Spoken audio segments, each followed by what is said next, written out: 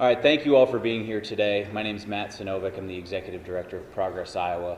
We're here today for a press conference to talk about the Republican budget and how that budget includes real cuts and will result in real pain for real people. These are the wrong priorities for our state, and we have a terrific lineup of speakers to talk with you today about that.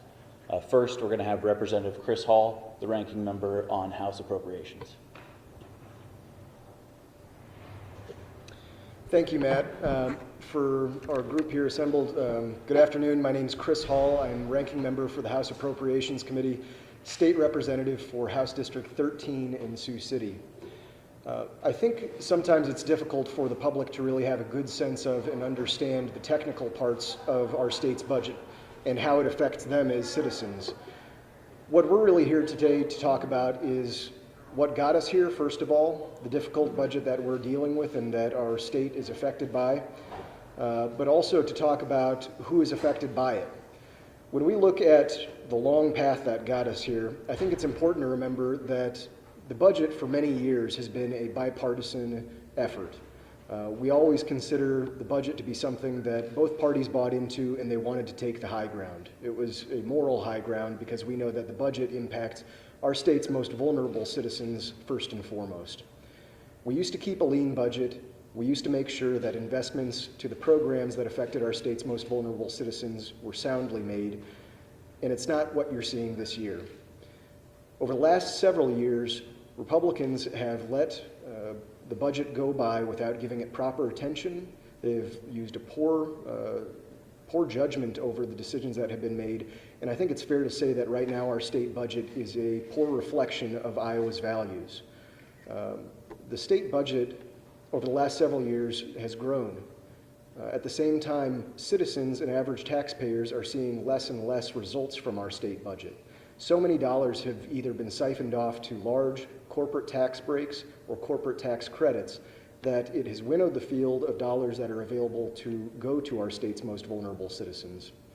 When you talk about these huge corporate tax breaks, the tax credits, we're talking hundreds of millions of dollars of growth just in the past few years, and they have outpaced the growth of our state's budget and really siphoned off any of the dollars that we usually would put toward public education, toward Medicaid, toward the Department of Inspections and Appeals, so that they can look at our state's nursing home population and make sure that these nursing homes are safe and that your grandparents are actually living in a safe, clean environment. The result of it is this year, you're looking at a state budget that is $131 million in deficit. And when faced with that problem, Republican leadership said that their choice was to go to our state reserve accounts, draw out $131 million, and balance that budget on the backs of our state's taxpayers. When you look at the cuts that are being proposed this week as budget after budget rolls out, they're implementing cuts to, again, our state's most vulnerable citizens. Within the education budget, they cut preschool funding. They cut programs that go toward at-risk youth. They cut programs that help some of our state's most vulnerable high school students graduate from high school and hopefully move toward becoming productive citizens and taxpayers in this state. When you look at the judicial branch and the justice systems budget, they are making cuts to public safety and law enforcement. These are people that live in our neighborhoods. They are people that walk toward the emergencies and keep our neighborhoods safe. And the GOP, rather than cut or trim back corporate tax breaks and tax credits, they are cutting law enforcement and public safety instead. When you look down the line at our state Department of Human Services budget, it has become an entire thing, a program that used to be working, that Governor Branstad has unilaterally replaced with a program that not only costs more, but delivers worse health care to our state's most vulnerable citizens, and still costs your taxpayers infinitely more dollars than it did when it was a program operated by the state that was functioning correctly. You saw in recent news articles that the state's Medicaid program, now privatized to 3 private insurance companies, has lost over $450 million in its first year of operation. You and I are on the hook for that, and it's a decision that was made by the Branstad-Reynolds administration that we have to pay for. It is so unfortunate and truly sad that they are endangering the lives of Iowa's disabled, elderly, and frail, children, single mothers, and so many other citizens, and they are choosing to do so at odds with the opinions of their own constituents. The GOP in the legislature, the Branstad-Reynolds administration has completely ignored the voices and interests of the public this legislative session. They have moved in a direction that is at odds with Iowa values, and it's sad that the dollars that are being cut in this year's budget are balanced on the backs of children, the elderly and disabled, and some of the most vulnerable Iowans that we are elected to represent. I'm so sorry to say that our state will have to deal with these cuts because the GOP is rolling over the minority party. They're not providing us an opportunity for input. They're not listening to our suggestions or constructive suggestions we have about how to effectively draw down more federal dollars and protect some of these programs in a year that is vital to the program survival.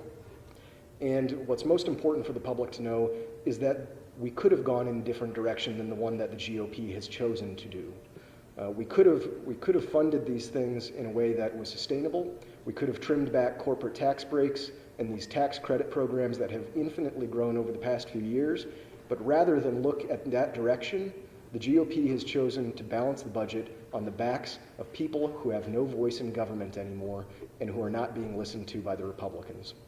Thank you very much. Hello, my name is Marty Hathaway, and I'm a retired state employee. I retired on June 30th of 2016. I worked for over 37 years at the Oakdale Prison as a correctional officer. I'm proud of my service that I give to the state of Iowa and to the citizens of Iowa. But I'm here today to say that I fear for my brothers and sisters that are still working in the Iowa prison system.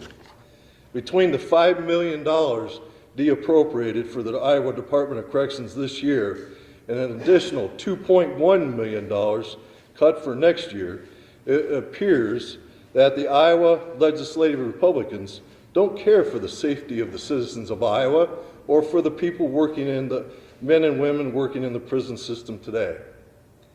All prisons are so understaffed today, to this point they have become very dangerous. On February 2nd of this year, Sergeant Stephen Floyd was killed by inmates when a riot broke out in a prison in Delaware. This tragic incident was a direct result of understaffing. And in that prison, it is something that we see every day in the prisons in Iowa. Our warnings have fell on deaf ears, asking the question, what will it take for those controlling the budget to say enough is enough? Will it take a tragic incident like the one that happened in Delaware to be happen in Iowa between the Iowa Republican legislators warrant adequate funding for Iowa's prisons? As we learned just 2 months ago, the Iowa House and Senate Republicans do not consider the work of correctional officers to be under the umbrella of public safety. I challenge any legislator in support of these cuts and the additional $2.1 million from the Iowa Department of Corrections to spend one day walking into a cell house in one of the Iowa prisons today. Maybe then we would see adequate staffing levels and keep all the staff safe along with the citizens of Iowa. In closing, all the staff working in Iowa's prisons should have the right to do their job safely and go home to their families at the end of this shift. Thank you. Good afternoon, everybody. I'm Joe Bolcom, member of the Iowa Senate, ranking member on the Appropriations Committee this year. It's good to be here with Representative Hall and hear his comments. We are really right now facing a Republican budget crisis in our state. I just came from the Appropriations Committee where we passed out 4 different budgets, including the Justice budget, the Judicial budget, the Ag and Natural Resource budget, and the Education budget. And in all of those budgets, there are damaging cuts to services that help seniors, our kids, students, women, things that protect our natural resources, make our community safer, and educate our kids. So I think Iowans are asking, why are we here? The state revenue is actually projected to come in the next year at about $256 million of new revenue. So how can it be that we're cutting our budgets? We're cutting things that Iowans expect and deserve to have, the priorities of our state for education, public safety, healthcare, and the environment. So we have plenty of revenue, but we are broke because Republican tax giveaways have eaten up so much of the state's revenue that we can't fund the basic priorities of the state. Over the last few years, the largest growing part of the state government, the fastest growing, is tax giveaways to large corporations.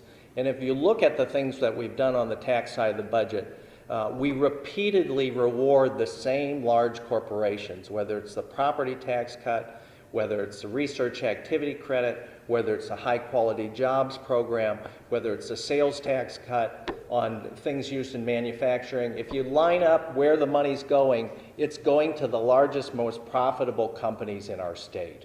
And let me just say, these are important employers that we want in our state that create great jobs and make our communities strong.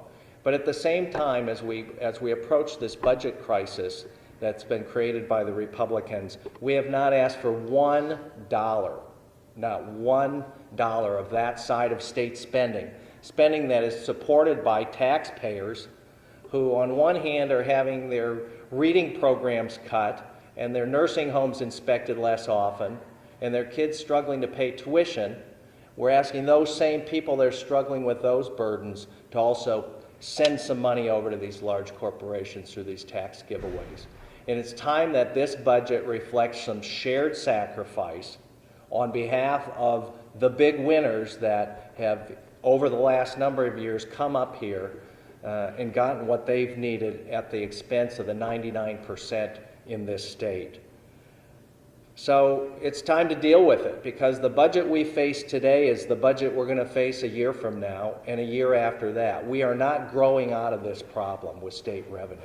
We need reform to the tax side of this budget, and I hope that the Republicans in control today, who say we're looking at it, we're studying it, actually do study it and do bring a proposal, because on this side of the budget, the money just doesn't come back immediately. Some of it would, but it's going to take a few years to phase in some reform that's going to make a difference, so we can make sure we have enough correction officers in our prisons to make sure our public workers in our prisons and our prisoners are safe, among a whole host of other priorities. So elections have consequences.